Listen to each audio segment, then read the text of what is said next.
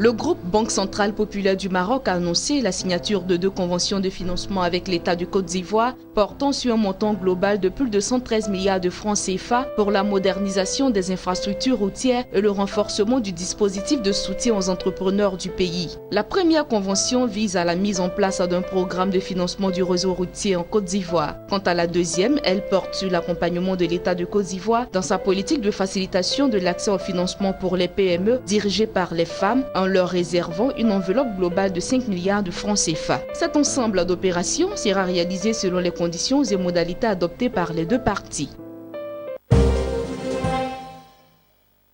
Selon le Premier ministre Amadou Gon Coulibaly, les échanges entre la Côte d'Ivoire et la France ont atteint un niveau record de 1174 milliards de francs CFA en 2015. Un record qui, selon le chef du gouvernement ivoirien, témoigne de l'excellence des relations qui existent entre le secteur privé français et la Côte d'Ivoire. Toutefois, la contribution du secteur privé dans l'économie ivoirienne s'est portée de 64% actuellement à 68% à l'horizon 2020. Le gouvernement va en outre accélérer toutes les réformes dans le cadre de l'amélioration de l'environnement des affaires, a annoncé le chef du gouvernement.